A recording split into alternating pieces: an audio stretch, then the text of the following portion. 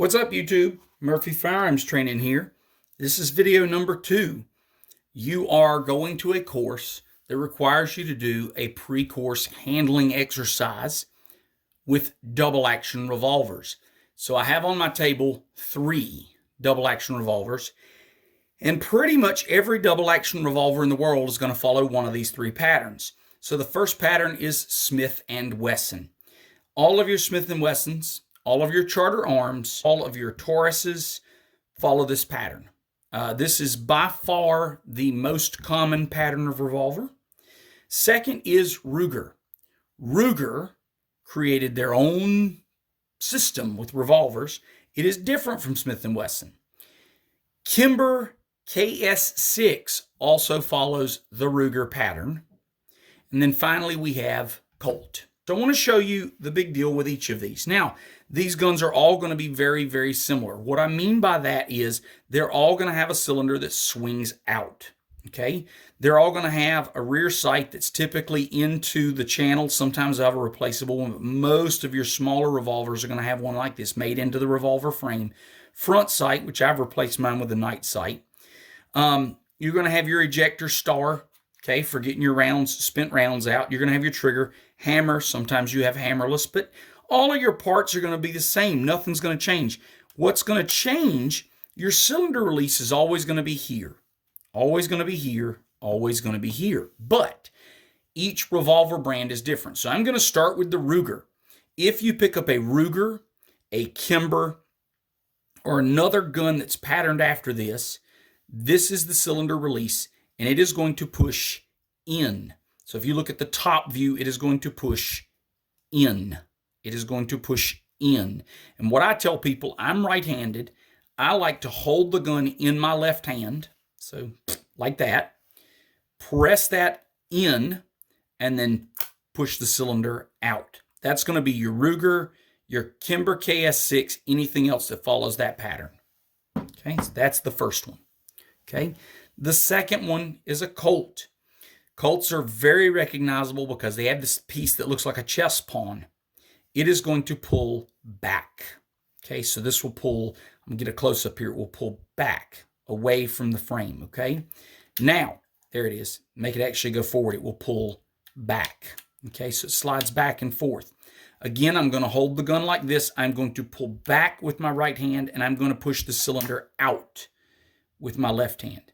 And in case you notice the red tip, this is an airsoft gun because it cost me 15 bucks on sale, and a Colt would cost me considerably more, so I get the chance to show people a Colt for 15 bucks. Okay, so that's the Colt. The most common is the Smith & Wesson, so I saved it for last. Cylinders closed, so the Ruger pushes in, the Colt pulls back, the Smith & Wesson pushes forward, and you see that button moving forward. And again, I'm going to hold the gun like this. I'm going to push this forward with my thumb, and then I'm going to take these 2 fingers and push the cylinder out. Okay, that's the big thing with a revolver, is how to get the cylinder open. Now, if you know how to get the cylinder open on a revolver, let's go through loading and unloading. So we're going to start with a closed cylinder. Gun is pointed in a safe direction. This is my safe direction. You should not wiggle more than about 10 degrees left, 10 degrees right. Any more than that, you're starting to sway into that kind of beginner's territory where you're not watching your muzzle. Pay attention to your muzzle the entire time you're working with this gun. So I'm right-handed, so I'm going to pick this gun up, put it in my right hand, okay? Press that button, push that cylinder out. Now I'm going to hold that cylinder just like that, and I'm going to tip the muzzle down slightly. Dummy rounds, and we're going to load each chamber. So this is a 5-shot. I'm going to load 5 rounds. I'm going to load all 5 rounds. And be careful when you're reaching for your dummies that you're not rotating your body with it. Try to hold that gun perfectly still. Get those dummies close to you before you do this. Okay, we're going to close our cylinder. Now, here's the what if. We're on the range. Okay, again, I'm going to demonstrate a revolver grip, nice and comfortable. There's your right hand. Your fingers will go over your fingers, and your thumbs will tuck like so. Okay, Do not grip this like a semi-auto where you have this thumb straight and this thumb straight. This is a 357 Magnum. If I load it with 357 Magnums and you stick your thumb here, this is going to split your thumb open. You will need stitches because hot gases come out of this gap and they're going to lay your thumb open badly. Okay, there's some really fun videos on that. So YouTube that, what happens when you put your thumb in the wrong place on a Magnum revolver. But anyway, maybe I'll do a video on that. But grip it with your right hand, and then fingers over fingers, thumbs over thumbs. You tuck that thumb, and correct way to do this is you do not remove your firing grip from the revolver ever. So this hand stays locked to the gun. You reach up and thumb the hammer back with your weak hand. Retuck and fire. Now, I have cocked this gun, and I do not want to shoot. We want to decock this gun. I'm going to give you the proper procedure to decock this gun. You have a transfer bar here. This transfer bar will remain up and hit that firing pin as long as the trigger is depressed. Okay? So what we're going to do is we're going to put our thumb in harm's way. We're going to pull back on this hammer. We are going to pull the trigger. Now at this point, if I slip, my thumb will save me. Okay? We're going to bring this hammer forward.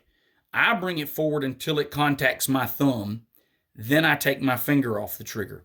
And make it very apparent. My finger is off the trigger. It's not close. Take my thumb out. Lower the hammer the rest of the way. What this does, and I'm going to show you, you've got this transfer bar in here, and I hope you guys can see this really well. It's hard to see. But that transfer bar, as I pull that hammer back, it's going to slide up, and it's going to cover that firing pin. As I let it down, with my finger off the trigger, it slides down. This hammer only hits the frame. As long as my finger's not on the trigger, well, to decock this revolver, you have to pull the trigger. That keeps that transfer bar up. So my thumb is my safety until my finger comes off the trigger, and then we let that the rest of the way forward.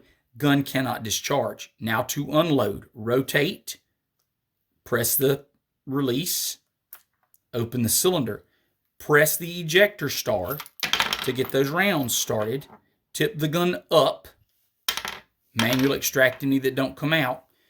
That is how you load and unload a double action revolver. As with my previous video, I have a round that fell in front of the muzzle. So let's say the first guy does this. Here's how he leaves it. Rounds kind of scattered around the table. Second guy comes, picks the gun up. Do not reach in front of the muzzle for that round. This one's fine. It's behind the muzzle. If you can't reach that round and they only have 5 dummies, you are going to come and you're going to load the ones you can reach without reaching in front of the muzzle. Okay? Perfectly okay. And then to unload again, you're going to press out and you're going to press your ejector, get those rounds out, okay? So what do we do if all of our rounds fall in front of the muzzle? Well, it's real simple. Put the gun further forward. Now this round is not in front of the muzzle. You can grab that round. Does that make sense, guys? So make sure you're not reaching in front of the muzzle when you're trying to show safe gun handling. That's not safe gun handling. If you have questions about this, I would love for you to leave them in the comments or email me. I hope this helps someone who's maybe trying to get their NRA instructor certification or just wants to learn how to handle a gun a little better. This is really what I expect when someone says they want to teach firearms and they come to me for a course pre-qualification. This is what I expect from them. So if you have questions, leave them in the comments. Thanks for your support, guys. Please give it a like. Please give it a thumbs up. And subscribe if you like it. And if you have video ideas, send them to me. Thanks, guys.